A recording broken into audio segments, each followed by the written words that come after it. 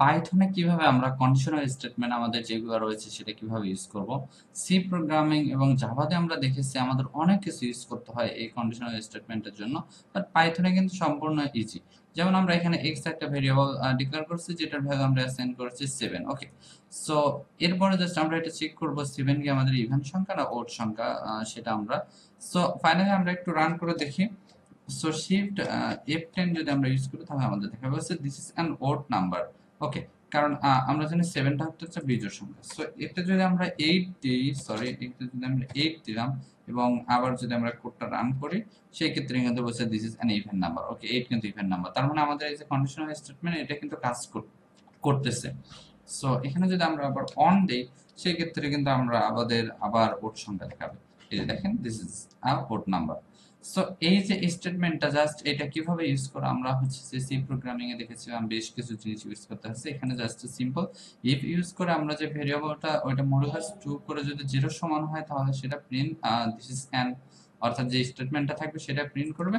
আর যদি ওইটা কন্ডিশনটা যদি ফিল আপ না করে সেই ক্ষেত্রে জাস্ট ইয়েস যেটা ওইটা প্রিন্ট করবে। এরপরে যদি আমি যদি এখানে এক্সটা যদি 50 থেকে বড় হয়, যদি 50 থেকে বড় হয় তাহলে প্রিন্ট করবে x is greater than x is greater than 50।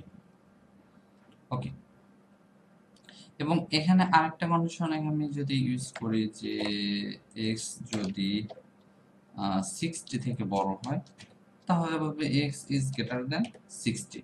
এবং আরেকটা যদি আমি এখানে ইউজ করি যে x যদি 70 থেকে বড় হয় সেই ক্ষেত্রে সে প্রিন্ট করবে x is greater than 70।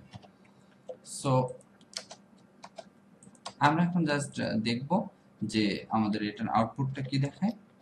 So x is greater than 50, কারণ আমরা 55 যদি এখানে আমরা দিতাম হচ্ছে 60, সরি 65 যদি দিতাম সেই ক্ষেত্রে কিন্তু আমাদের এই যে দ্বিতীয় লাইনটা প্রিন্ট করতো।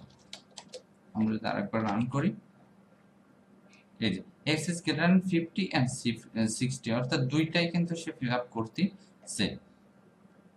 যখন সে 50 থেকে বড়, সরি যখন সে 60 থেকে বড় তখন সে অটোমেটিক্যালি আপনার হচ্ছে যে 50 থেকেও বড় হবে। এবং এখানে যদি 75 দেয় সেক্ষেত্রে কিন্তু আমাদের তিনটাই ইউজ করবে। দেখেন আমরা যদি আবার কোডটা রান করি, এই যে দেখাচ্ছে যে 50 থেকে বড়, 60 থেকে বড়, 70 থেকে বড়। এখানে যদি আমি 45 দেই সেই ক্ষেত্রে কিন্তু আমাদের এই যে এইটা প্রিন্ট করবে যে x is সরি তখন কিন্তু x is less than 50। Okay, so তখন কিন্তু এই সংখ্যাটা প্রিন্ট করবে। এই যে দেখেন x is less than 50। অর্থাৎ জাস্ট ইজি কিভাবে আমরা কন্ডিশনাল স্টেটমেন্ট আমরা জাস্ট এই পাইথনের মাধ্যমে ইউজ করব, তার এটা একটা বেসিক ভিডিও ছিল। সো আশা করি বুঝতে পেরেছেন। Thanks for watching.